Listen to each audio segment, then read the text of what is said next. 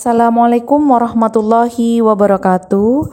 Hari ini saya akan menjelaskan tentang materi mulai dari program bulanan. Kalau minggu sebelumnya sudah saya jelaskan tentang program tahunan dan program semester, hari ini saya akan menjelaskan tentang program bulanan dan seterusnya. Kemudian, kalian harus membuat program dari hasil analisis yang sudah kalian taruh di Google Drive. Hasil dari analisisnya. Nah, saya berikan contoh formatnya di masing-masing kelas. Saya sudah share materi di Google Drive. Ada folder contoh prota dan program. Di dalamnya ada 3 folder. Ada aplikasi, contoh aplikasi IKMS dan AKPD, ini untuk kalian belajar. Ada contoh program versi manual, ini yang kalian jadikan contoh karena punya kita buat untuk semester ini adalah program manual. Kemudian ada contoh RPBK, nanti akan saya jelaskan juga. Nah, untuk contoh prota kita lihat minggu kemarin sudah prota selesai, program semester selesai. Artinya dari prota di breakdown lagi menjadi program semester, baik itu semester ganjil ataupun semester genap sesuai dengan pertimbangan dari praktikan. Kemudian dari program semester kita breakdown lagi menjadi program bulanan. Nah, ini sesuai dengan pertimbangan dari praktikan juga, bulan apa mau diberikan di minggu keberapa. Dalam satu bulan biasanya ada 4 minggu. Jika ada 5 minggu maka kalian bisa tambahkan sendiri. Misalnya layanan orientasi, materi untuk pengenalan terhadap aturan sekolah saya berikan di bulan Juli minggu ketiga, maka tuliskan materinya di sini. Ini untuk program bulanan. Kemudian untuk program mingguan sama, hasil dari program bulanan di breakdown lagi menjadi mingguan. Hari Senin, Selasa, Rabu, Kamis, Jumat, Sabtu. Walaupun di aplikasi, maka untuk program mingguan tidak bisa otomatis karena ini harus manual berkaitan dengan hari. Kalian sama dari program bulanan misalnya di minggu ketiga. Minggu ketiga itu di hari apa? Maka kalian bisa tuliskan di hari Senin, Selasa atau Rabu atau Kamis. Nah, dari program mingguan ini tidak di breakdown tapi di sini berupa pencatatan kegiatan. Ini adalah jurnal mengajar atau jurnal bimbingan dan konseling. Nah, ditulis yang kalian sudah programkan atau yang kalian kerjakan tidak masuk di program, maka kalian tuliskan di sini.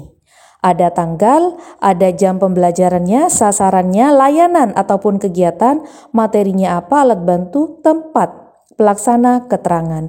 Ini ditulis baik itu yang sudah terjadwal di program ataupun yang tidak. Nah, setelah ini selesai mulai dari prota sampai program harian, maka sudah selesai namanya program bimbingan dan konseling. Nah, di sini ada program tahunan lengkap bisa dimasukkan ke situ nanti pada saat menjadi konselor. Untuk sekarang minggu depan kalian sudah harus mengumpulkan atau kalau tidak 2 minggu, saya berikan waktu 2 minggu untuk mengumpulkan program lengkap mulai dari program tahunan sampai program mingguan. Harian tidak, sampai program mingguan. Nah, datanya dari mana Bu? Dari need assessment yang sudah kalian buat atau sudah kalian tulis. Itu ya. Kemudian materi selanjutnya yaitu tentang RPBK. Di sini saya sudah berikan contoh RPBK di Google Drive. Ada 2 contoh. Ada contoh RPBK di era pandemi dan contoh RPBK di era normal. Kita lihat.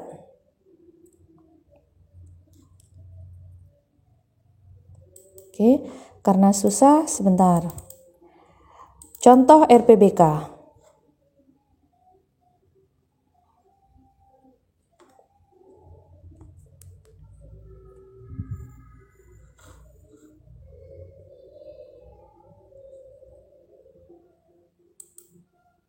Nah, ini adalah contoh RPBK di era normal, bukan di era pandemi.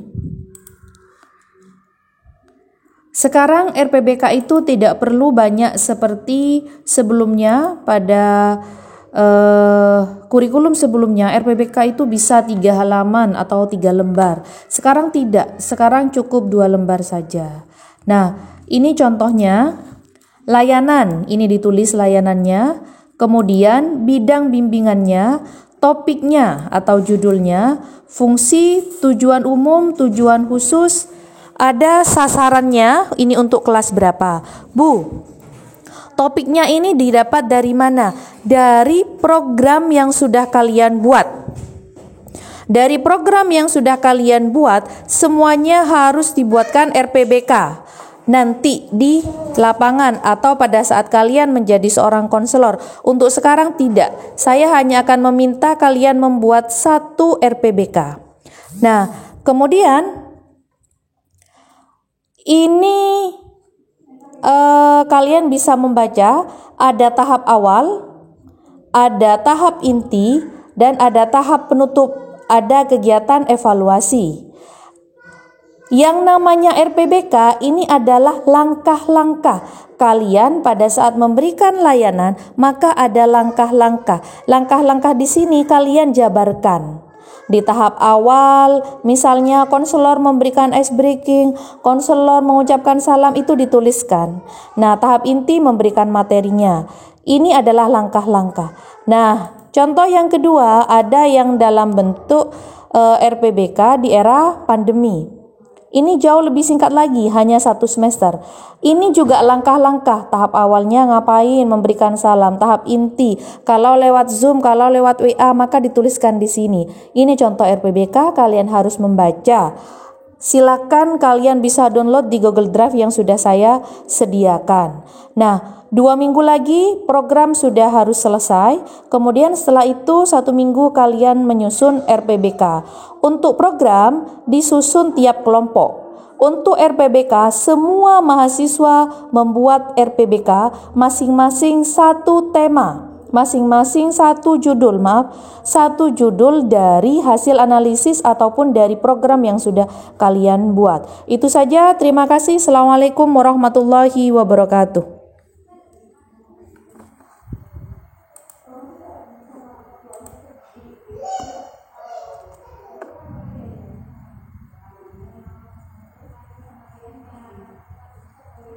Bu.